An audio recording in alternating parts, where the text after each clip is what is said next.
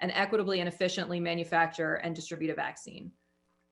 Stepping back to focus on the broader work happening across the transition and with our agency review teams, the work continues to get more substantive now 11 days post-ascertainment with access to government agencies. Since ascertainment, all 40 plus agency review teams have been regularly engaging with more than 100 federal agencies and sub-agencies, holding over 1,000 interviews and meetings. This is only a small example of the great work happening in all of the federal agencies.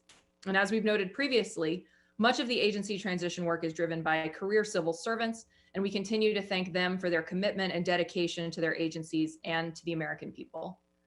So with that update, we are happy to answer your questions. Great. We'll go ahead and take our first question from Annie Linsky. Hey guys, thanks so much for doing this. I really appreciate it. I wanted to just go a little bit into the stimulus for a second and see if you could provide any information about the conversations that Biden or the top team is having with the Hill in terms of, coming to some sort of agreement on a sort of $900 billion stimulus and what those conversations have looked like. Sure. Well, thanks for your question. And our team, I should say, has been in touch with members from members of Congress and their staff since before even the election, and that will continue. And that is about a range of issues, including, of course, the need for the American people to get immediate relief, the need for this to be just a down payment and there to be more relief as we look ahead to January, and also, of course, our nominees. We're not going to have any specific conversations to read out to you other than to say that the grim jobs report this morning is a reminder of the urgency. The economy is stalling. And as you heard the president-elect and the vice president-elect speak to last night, this is important to move forward on, but we will need to come back early next year. And this is a down payment. It's not the end, it's the beginning, or the beginning at this point, because people need relief during this time of year, but there's going to be a lot of needs in the days ahead. So in the months ahead, we will see what the final package looks like. I will also just reiterate that there are going to be needs, including funding for testing and vaccine distribution that will be important to account for in the months ahead, because the scientists and the medical experts have done their work here, but we're going to need to ensure that testing is increasing across communities, including communities that haven't received as much access, and also that the vaccine distribution is effective and efficient in order to get it to as many people as possible, as quickly as possible. Thank you. Great, thanks. We'll take our next question from Trevor Honeycutt. Thanks for doing this. So in past weeks, you all have picked a theme, announced candidates related to that theme on Monday, and done a rollout event with those candidates on Tuesday. And I'm curious if you're going to adhere to that schedule next week and what the theme will be. Trevor, you've been watching us closely. Appreciate it. You and my mother, maybe. You will be hearing more about the president-elect and the vice president-elect's team early next week, and more about their health team early next week. And I would just also reiterate that there will be more to come after that. The president-elect, the vice president-elect, the Ron Klain, and a close circle of advisors focused on personnel have been working around the clock to, select, announce, and then introduce, and obviously we're working with them on that, the team to the American people. And they're trying to find the most qualified people, the best people who will be able to, who are prepared on day one to address the various crises that the administration will be facing. So there will be more early next week, and you can anticipate rapidly more after that in advance of Christmas. Great, thanks. We'll take our next question from Sabrina Siddiqui. Thank you both for doing this as always. Obviously, while President-elect Biden was campaigning, he had pledged a series of executive orders that he would take on day one. As we are getting, of course, closer to him taking office, can you kind of walk us through what executive orders you think he will in fact take when he does assume the presidency? Do you have any update on the specific actions, whether it's implementing new executive orders or reversing Trump era policy? Sure, I'm happy to take that one, Sabrina. I don't have any specific announcements today to make on executive actions, but what I can say broadly is, as you know, President-elect Biden campaigned on tackling the 4 crises that we are simultaneously facing in this country, including the public health crisis, the climate crisis, the racial justice crisis, and the economic crisis. He is working now to put together a package for day 1 and beyond day 1 for the first 100 days of his administration to take immediate steps to tackle these crises. You'll remember that he made some promises on the campaign about day 1 actions, including sending a bill to the Hill to create a pathway to citizenship for immigrants in this country. He has made some commitments to getting relief out the door immediately and into the hands of people across the country who need it, including teachers and small businesses and firefighters. So he will be very focused on a series of actions that he can take to provide economic relief to people all across the country who need it. And then, of course, actions to get the virus under control. You heard him talk yesterday about, in addition to the work that he will do to encourage a nationwide standard for mask wearing by working with local and state officials across the country. You also heard him yesterday talk about a first 100 days mask mandate. He's going to use the power that he has available to him to mandate mask wearing in places where he has the authority to do so, including on federal lands and in interstate commerce. So he's going to be taking a series of actions on day 1 and in the first days of his presidency to tackle these crises. And I anticipate that in the coming weeks, we'll have more detail and more information about all of this. We'll take our next question from Trish Turner. Hey guys, good morning. Thanks again for doing this. No doubt you all heard and saw the backlash to Neera Tanden's nomination. And I just wonder, from Republicans, obviously, specifically, but I wonder, we haven't heard much of anything about any of the Biden team reaching out on that front. I feel like that seems like something that you might do and not wait for the January 5th outcome. So would you just sort of, what are you doing to reach out even to the moderates on the Republican side? And then also, I can't resist just asking, the president-elect obviously said he has had some outreach from Republicans. I'm congratulating him. If you could expound on that and maybe tell us who, that'd be great. We appreciate the question and certainly understand why you're asking. We are certainly not going to read out on his behalf his private conversations. I will say I'm surprised to hear you suggest that about Neera Tanden, who's been nominated to lead the OMB. And just as a reminder, she is the first woman of color who is nominated to serve in that position.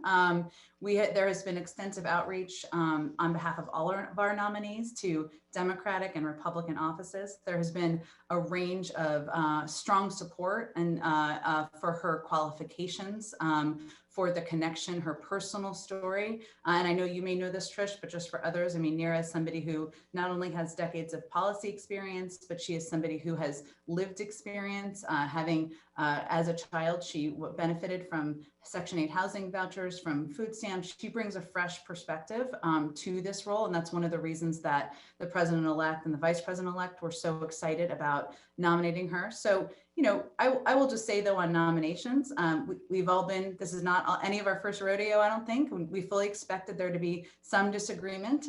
Sometimes it's expressed more in the press than even expressed necessarily privately.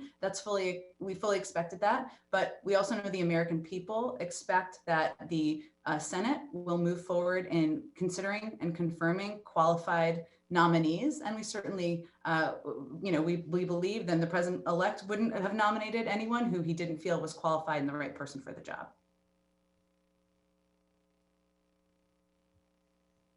Great. We'll take our next question from Zeke Miller. Thank you all for doing this. Sure.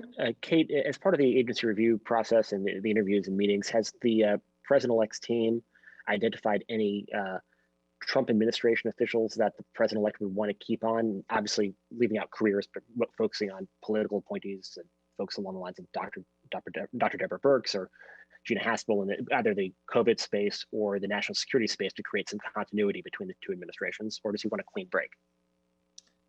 Thanks for the question, Zeke. So, the process since ascertainment has been a very efficient one. We're grateful, as I said, certainly to the civil servants, but also to a number of folks in the Trump administration who have been helpful and forthcoming with information. We are in the process of assessing, and the president-elect is in the process of assessing, along with the agency review teams, what the map will look like moving forward for staffing and for some of the core decisions that need to be made about staffing. So I don't have any announcements I can make today in terms of names, but certainly the president-elect first and foremost is focused on building out agencies that are competent, that are capable, able to carry forward the important work of the government, and are able to, in the first instance, are able to get this virus under control, to get the vaccine distributed. Those are important logistical undertakings that are going to require some of the work that's been laid down by the administration, but is also going to require an efficient partnership moving forward. So it's premature to name any names in this moment. But the ART process is proceeding. We are gathering important information that we need to be able to make decisions about how best and how efficiently to serve the American people and to tackle these crises that we're facing as a country. Great. We'll take our next question from Megan Casala. Hey, y'all. Thanks so much for holding this call. I wanted to ask, we've heard a lot of concerns this week about diversity in the cabinet, particularly in the most prominent positions. Can you address some of those concerns and say whether the president-elect has committed to choosing someone who is not white to be his defense secretary or attorney general? Well, thank you very much for the question.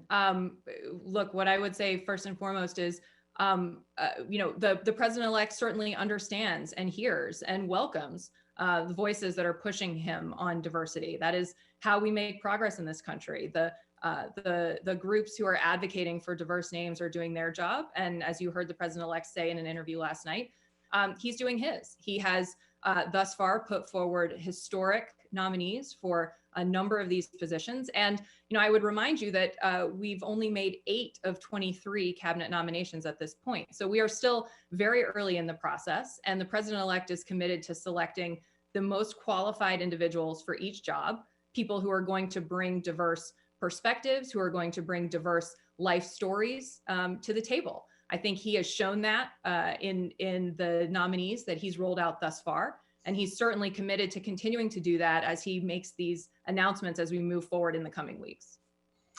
And I'll just note, just because you gave us the opportunity, I mean, there have been a number of exciting, as I started this briefing saying, nominees who are making history. And it's not just because they're diverse, it's because they're the most qualified people for the job. And I think we have to be mindful about also ensuring that we are leading with that, because these are the people, the president-elect and the vice president-elect are picking the best people. And diversity is an absolute priority, but we have the first African-American woman to lead the CEA. We have the first African-American to be Deputy Treasury Secretary. Those are 2 people who have a seat at the table and have prominent roles in helping rebuild our economy. And there's more to come, of course, but I think we should also recognize the incredible historic picks that have already been announced. Great. Take our next question from Kara Voigt. Hi, guys. Thanks so much for doing this. I have a question about CEA nominee Heather Boushey. Is the Biden transition evaluating or taking any action in light of criticisms of mismanagement and verbal abuse that a former employee has raised about her? I appreciate the question. I would say that Heather Boushey is a renowned progressive economist, and many people have spoken out in support of her nomination. I know that the center where she used to work has put out a number of statements, and I would certainly refer you to them for any comment on some of the accusations that have been put forward. Great, and we'll take our final question from Jennifer Epstein. Hey guys, I have 2 questions. One to follow up on Megan's question from a minute ago, in terms of if you could just kind of talk a little bit more about the very senior team, the people who are going to be interacting with the president on a daily basis. Can we expect that there will be more racial diversity in those picks to come, whether it's additional senior staff in the White House or AG or Defense Secretary? And then my second question is kind of following up on something that he brought up during the CNN interview yesterday, which is that he said his son and his family will not be involved in any business, any enterprise that is in conflict with or appears to be in conflict with the presidency and government. And I was just wondering if you have kind of an ethics code that's already been determined, that's written down, saying that, and exactly how that will apply if his family members will be signing such an agreement, and then I guess kind of in addition to that, what kind of ethics rules are you going to put in place for all these new appointees? People are coming in with lots of different kinds of financial backgrounds and lots of stuff in their portfolios. Are you going to, and how are you working through that right now? Well, thanks for the question, Jen. I think, as you know, from having closely followed our campaign, this ethics code for members of his family is something that he talked about during the campaign and committed to during the campaign. And so what you heard yesterday was a reiteration of promises that he made on the campaign trail about what business would look like, what government would look like in his White House. Obviously he was a core part of the Obama-Biden administration, which was a White House that saw 8 years free of any kind of ethics issue or scandal. And that's the kind of leadership that President-elect Biden is going to bring to his White House as well.